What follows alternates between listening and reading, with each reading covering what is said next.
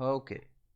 Hello everyone. Welcome to NEET UG in 10 brought to you by Unacademy, जो कि है India का largest online learning platform, क्योंकि यहाँ आपको मिलती हैं daily life classes from the best educators in the country.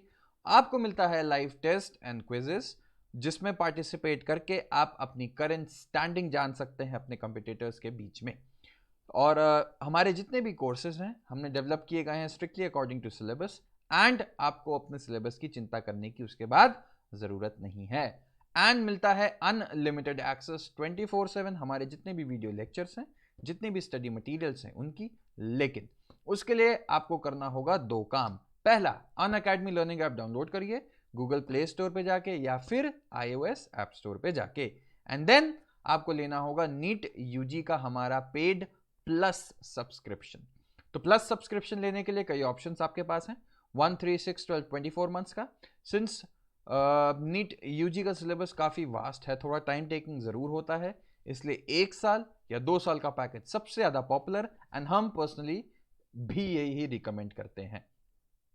और आप देखेंगे कि 1 साल का पैकेज जो सिर्फ 30,000 का है उसमें मात्र 6,000 रुपए लगा के आप ले सकते हैं पूरे 2 साल का सब्सक्रिप्शन। तो स्पेशली जो बच्चे अपनी तैयारी अभी शुरू कर रहे हैं, जो 11th में गए हैं, उनके लिए तो ये पैकेजेस बहुत ही ज़्यादा एडवांटेजियस एंड हेल्पफुल हैं।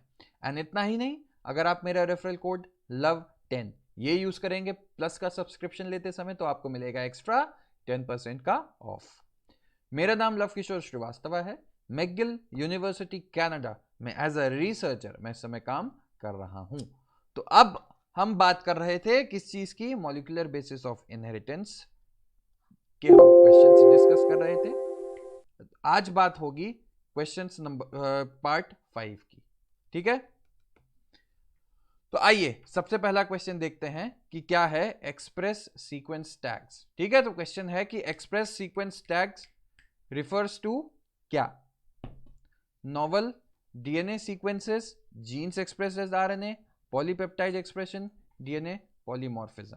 ठीक है, तो सबसे पहले हमको जानना है ये एक्सप्रेस सीक्वेंस टैग्स होते क्या हैं। इनको जानने के लिए सबसे पहले हमको समझना होगा कि ये यूज कहां किया गया था। तो याद करिए, जब मैंने आपको ह्यूमन जीनोम प्रोजेक्ट पढ़ाया था, ठीक, तो ह्यूमन जीनोम प्रोजेक्ट में एक चीज तो आपको बताई थी, स्ट्रैटेजी थी एक्सप्रेस सीक्वेंस टैग्स, और दूसरी थी एनोटेशन। ठीक है, सीक्वेंस एनोटेशन वाली। तो सीक्वेंस एनोटेशन की बात अभी नहीं हम करेंगे, हम बात करेंगे एक्सप्रेस सीक्वेंस टैग की। ठीक, तो इस टाइप की लाइब्रेरी कब बनती है? सबसे पहले तो याद रख लेना, जब हमको सिर्फ और सिर्फ कोडिंग पार्ट को ही चाहिए। तो अब इसमें ध्यान करो, पूरे एक ये जीन है, ठीक है, ये डीएनए है, इसके कोडिंग पार्ट क्या बनाएंगे? इसके कोडिंग पार्ट बनाते हैं एमआरएनए, है ना। तो एक बार सेल में जितने एमआरएनए, आप सारे एमआरएनए बटोर के ले आओ, तो वो सारे एमआरएनए क्या बताएंगे? जो भी डीएनए के कोडिंग के पार्ट थे, है ना। इसीलिए इसका नाम है एक्सप्रेस्ड। वही जीन तो एक्सप्रेस कर रहे हैं जिनका एमआरएनए बनेगा।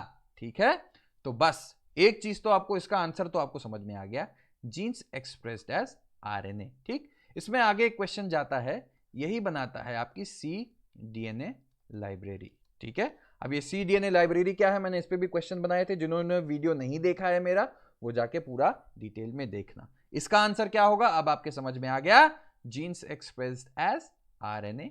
ठीक है, चलो, satellite DNA is important because it, अब बात आती है, आगे की चीज तो हम बाद में देखेंगे, सबसे पहले सैटेलाइट डीएनए होता क्या है?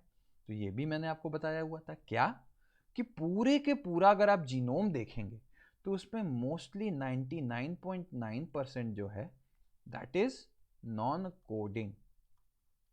ठीक है, अच्छा, अब ये नॉन कोडिंग वाला जो पार्ट होता है इसमें है क्या? ये कोड नहीं कर रहा तो इसमें क्या होता है? इसमें जैसे फॉर एग्जांपल ये मान लो सी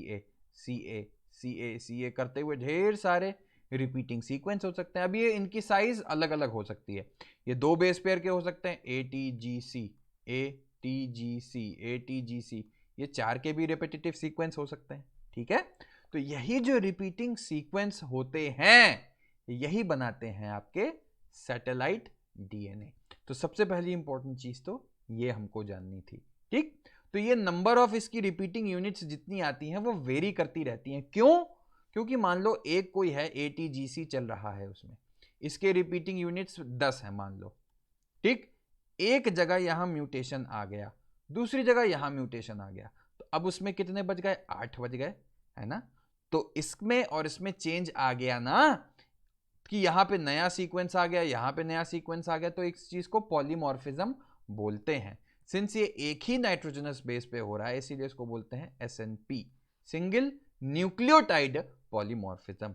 एंड सबसे इंपॉर्टेंट चीज आती है कि ये किस लिए यूज होता है, यही कंसेप्ट यूज किया जाता है DNA फिंगरप्रिंटिंग में, जो मैंने डिटेल में पढ़ाया है। तो ऑप्शन सी है, show high degree of polymorphism in population and also the same degree of polymorphism in an individual which is heritable from parents to children। ठीक है, आंसर डी हो गया। हाँ, one of the most frequently use techniques in DNA fingerprinting is, ये question सबको पता होगा। अभी मैंने जस्ट जो चीज बताई, क्या बताई थी? एक रिपीटिंग सीक्वेंस यहां पे इतने ढेर सारे हैं, ठीक है, मान लिया इसमें म्यूटेशन आ गया, इसमें म्यूटेशन आ गया, ठीक। तो नेक्स्ट जनरेशन में कितने बचे? 2 बचे, ठीक है। अब और मान लो और ज्यादा थे, चलो थोड़ा ज्यादा से लेके चलते हैं तो ज्यादा समझ में आएगा, ठीक है। इतने थे, इसमें 1 2 3 4 5 6 पहले थे, अब दूसरे में मान लो सिर्फ इसमें और इसमें म्यूटेशन आता है, तो क्या होगा?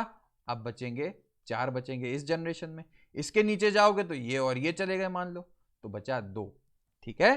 तो इसीलिए आप देखिए सारे ऑर्गेनिजम्स में इतना ढेर सारी रिपीटिंग सीक्वेंस होती है, म्यूटेशन के कारण, चेंज होने के कारण ये नंबर अलग अलग ही होता है। इसीलिए इस नंबर को हम कहते हैं, ये रिपीट्स हैं, ये सब रिपीट्स ही तो थे ना जो मैंने अभी आपको बताया था सैटेलाइट वाले, VNTR, varied number tandem repeats. Tandem मतलब एक के बाद एक वाला, ठीक है। तो ये हो गया इसका आंसर, सीधा साधा, ज्यादा दिमाग नहीं लगानी। What is that forms the basis of DNA fingerprinting?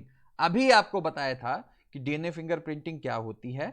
एक सैटेलाइट DNA था, VNTR हमने जाना, जिसके बहुत ढेर सारे रिपीट्स होते हैं, एंड वही रिपीट्स चेंज होते रहते हैं, उसमें पॉलीमॉर्फिज्म जब आ जाता है तो उस सिंगल न्यूक्लियोटाइड पॉलीमॉर्फिज्म के कारण VNTR इंड्यूस होगा, जो रिपीट्स है उनका नंबर चेंज होता जाएगा ऑर्गेनिज्म टू ऑर्गेनिज्म भी, ठीक है। तो ऐसा कोई आंसर है यहां पे? पहला तो है relative portions of purines and pyrimidines in DNA, बिल्कुल फालतू बात। Relative difference in the DNA occurrence in blood, ये भी नहीं होगा। Relative amount of DNA in the ridges and groups of the fingerprints, ये तो कोई बात ही नहीं होती है। फिंगरप्रिंट्स टेक्निकली थोड़े आता है DNA फिंगरप्रिंटिंग में। Satellite DNA occurring as highly repeated short DNA segments, okay, यही तो बात हमको चाहिए थी, ठीक है। तो इस चीज का आंसर बिना कुछ दिमाग लगाए आंसर सीधे सीधे डी, और ये देखिए मेंस में आया हुआ सवाल है। अब एक और क्वेश्चन आता है, translocase is an enzyme required for. अब देखो ट्रांसलोकेज जिनको नहीं पता, हम पूरी यूनिट देखे थे जब ट्रांसलेशन पे आ जाओ। सबसे पहले तो ट्रांसलेशन में हमने क्या देखा था, क्या होता है,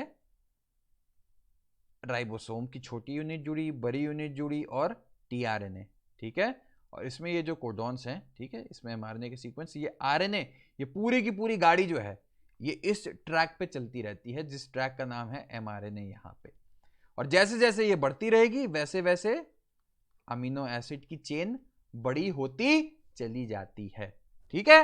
यही होता है पूरा ट्रांसलेशन, इसमें तो हमको कोई ज्यादा तकलीफ नहीं हुई, ठीक। अब नेक्स्ट चीज आती है कि ये ट्रांसलोकेज का क्या यूज है यहाँ पे। तो ये जो गाड़ी है पूरी, ये गाड़ी बढ़ने के लिए जो एंजाइम चाहिए उसी का नाम होता है ट्रांसलोकेज, ठीक। तो ट्रांसलोकेज क्या DNA रेप्लिकेशन में आ रहा है? बिल्कुल नहीं। RNA सिंथेसिस में आ रहा है? बिल्कुल नहीं। इनिशिएशन ऑफ प्रोटीन सिंथेसिस में आ रहा है? बिल्कुल नहीं। प्रोटीन सिंथेसिस की चेन इलोंगेशन में आ रहा है? बिल्कुल सही, आंसर हुआ डी, ठीक है। तो आई होप कि ये वीडियो आपको पसंद आया हो। वीडियो पसंद आया तो लाइक करो, कमेंट करो, सब्सक्राइब करो, एंड लव 10 जो मेरा रेफरल कोड है, इसको यूज करके आप अनअकैडमी से जुड़ोगे तो आपको मिलेगा extra 10% of. And thank you इस लेक्चर को सुनने के लिए। मिलते हैं नेक्स्ट लेक्चर में, तब तक के लिए टेक केयर एंड बाय।